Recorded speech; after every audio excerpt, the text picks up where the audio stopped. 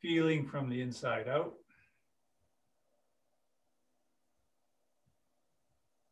Let your awareness reside in the body, permeate the body,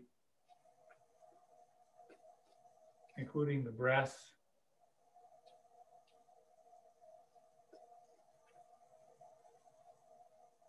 Allowing the breath to be more free in the abdomen.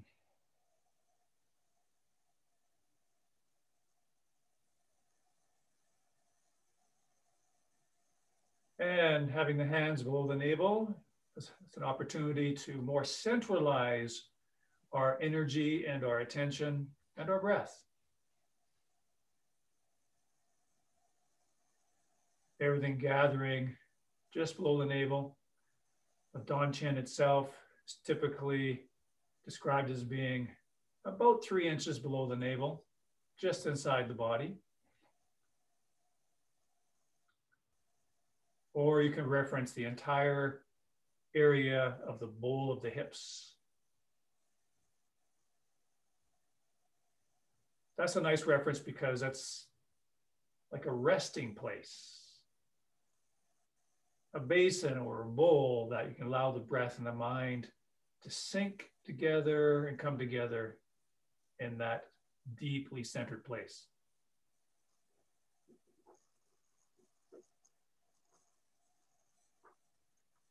And letting the arms hang with gravity and swinging ever so naturally.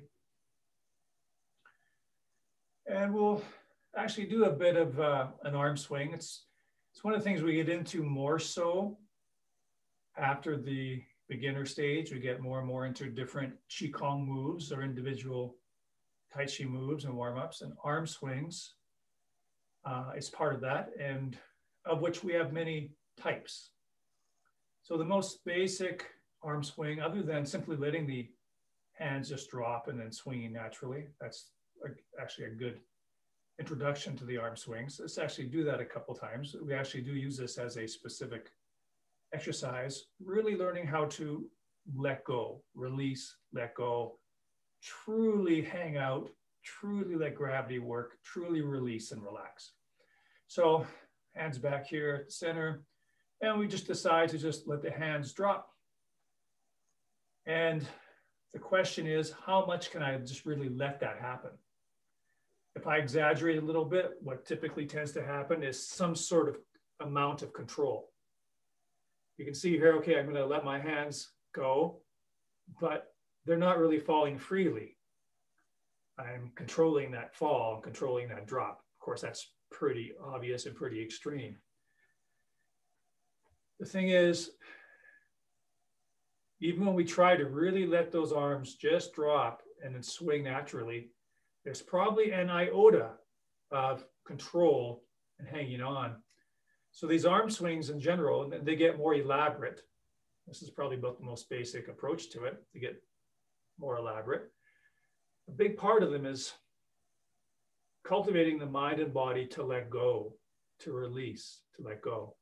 Because even when we think we're relaxed and doing a natural movement, there's still tension, there's still some control, there's still some hanging on-ness going on, some degree of hanging on-ness. So these arm drops give us a chance to check into how much am I hanging on, how much am I controlling, how much can I just let myself release and let go.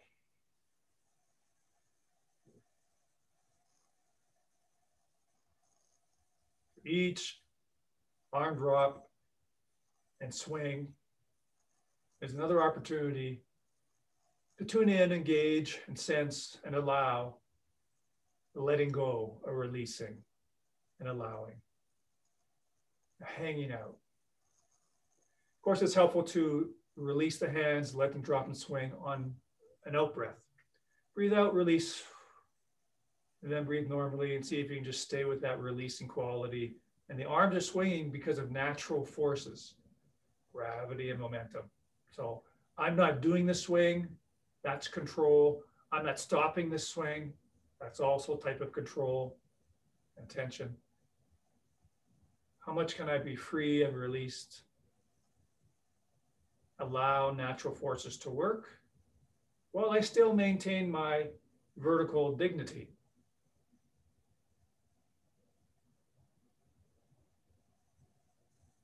So my responsibility, my work is how I hold myself, my alignment.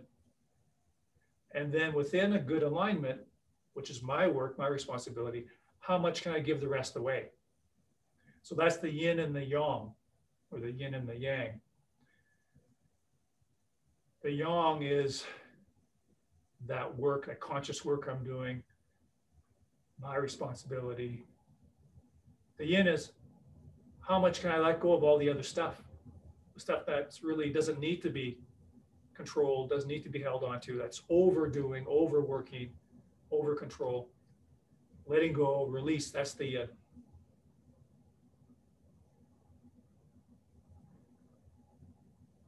And if we do that one more time and elongate the time of the arms just hanging, being with the process of gravity, very gradually and naturally, bringing the arms eventually to vertical stillness. And then bring that to the rest of the body. So the entire body hangs like the arms are hanging, vertically still. And letting gravity work, just like as gravity's working vertically through the arms, letting gravity work vertically through the whole body. Now again, there's some work, mental work and physical work to keep us upright, to keep us aligned. But how much can we let go of all the extra stuff? And then the next level of arm swings is we add a hip turn. And so the arms are going to be swinging in a different direction now. We want to make sure the knees are well bent because we don't want to twist the knee. So we want to make sure that they're bent. And then for this next level, we don't shift the weight. We still have a narrow stance, shoulder width or hip width, feet parallel, knees again bent. Without any weight shift, we simply turn the hips. Now you'll probably be able to see that my arms are just hanging like loose ropes. So again, is there any doing going on? So to exaggerate, here, of course, my arms are doing it. Here it's pretty obvious because I'm not turning my hips at all. I'm just turning my arms. So obviously my arms are doing it. But if I'm turning my hips, it might be harder to notice if I'm doing my arms. Definitely I'm doing my arms to a large degree here. How much can you just have nothing in the arms? So the arms are just doing this, or as we're doing before, just this. Arms are not doing anything. My body is turning. And if my arms are hanging like loose ropes, they'll eventually get flung around my body. It also means they'll tap the body at the end of each swing. Some people, some people don't let their hands tap their body. They're doing something like this. So that means there's a lot of control going on and tension. Because if the arms are released, relaxed, soft, they're going to tap the body at the end of each swing. So this is a dead giveaway that they're not able to let go and release. A lot of chronic tension. So maybe the person is letting the arms tap the body. Then the next level of questioning is, okay, you're letting them come around and tap the body. But what typically happens is after they tap, they bring the arms around to some degree or another. Might be a tiny bit. So if you can be relaxed enough to let the hands just naturally land on the body and tap the body, can you then do nothing? Then do nothing from there. You will not have to bring your arms around. If they're really relaxed, eventually they will come around for the next swing. You won't have to do it. So what we do have to do, our doing is hanging vertically. Knees are good. That's our responsibility. Protect the knees, good alignment. And we have the intention to turn the hips. But the arms are the yin part. The arms, that's where we notice if we're doing extra doing. So there's a huge concept in Tai Chi and all Taoist arts, Taoist philosophy, actually, the entire philosophy of Taoism, huge component of Taoist philosophy, and that is Wu Wei. Wu Wei. roughly translated, means non-doing, or not doing anything extra. As human beings, humans are notorious for extra stuff, mentally and physically. And if we're doing okay with this and not tightening up too much, we can turn the hips maybe a little bit more vibrantly. Maybe not today, especially if we notice that there's a fair amount of control and tension, and we just want to stay with a very gentle, soft, and slow level. But eventually we can turn the hips more vibrantly. So that takes more intention and, in a sense, more work in the core of the body, but nothing extra, no more in the arms at all.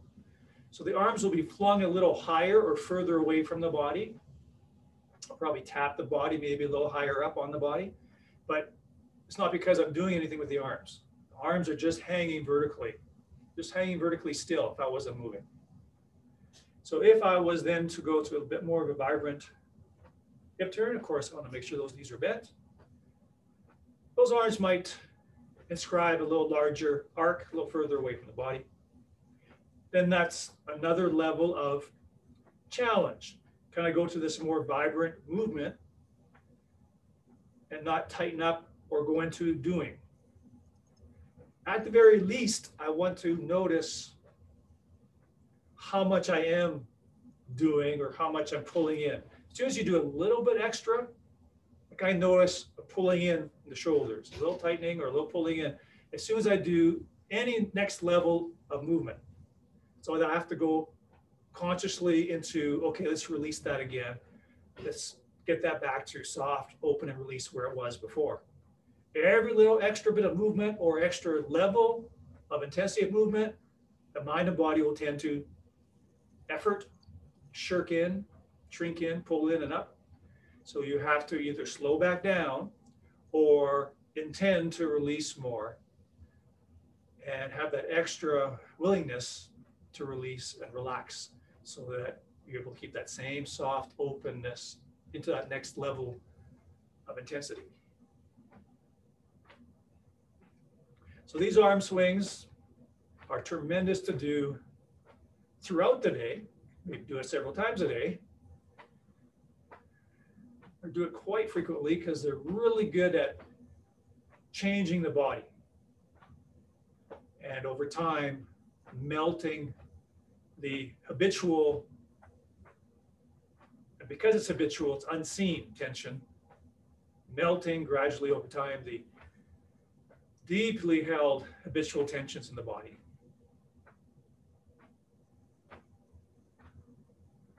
And then when we want to move on to something else, we want to gradually let this subside. Just like wind, gradually bringing the wind chimes to stillness. So the bones are the wind chimes hanging out on the porch. As the wind subsides, those wind chimes slowly, gradually wind down. So again, I'm not doing so once I've been doing arm swings for a little bit, I don't want to make myself stop. That's again, overdoing. Extra stuff. It's very OCD in terms of control and doing. So when it's time to stop, the yang is deciding to stop. The yin is letting it happen naturally, totally naturally, letting gravity do it for us.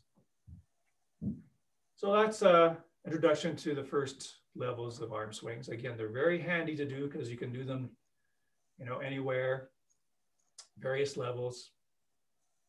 Even if you're standing in line, you can do that very, very subtly. People won't even know. You're just basically letting the arms hang with a little bit of movement. And we can do circling the drum.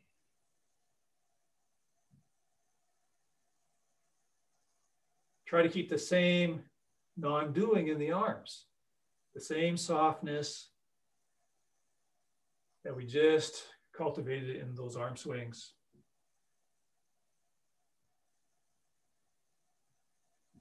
And we get better at noticing, especially just coming off of arm swings, we get much clearer in our awareness, much more acutely, keenly aware of when we're doing something, we're doing extra stuff, we're doing efforting that we don't need. In this one, Brad, are the arms doing anything? Okay, so that's a good point. Sometimes that comes up. So the idea is to minimize what the arms are doing. So it's not that you can't use your muscles at all. Because technically, physically, you have to use your muscles a little bit to move. But you imagine and feel that well, first of all, you intend to use that less and less and less. Okay. So you intend to use less and less and less and less and less muscle. But actually, eventually, you want to imagine and feel as if you're not using any muscle at all.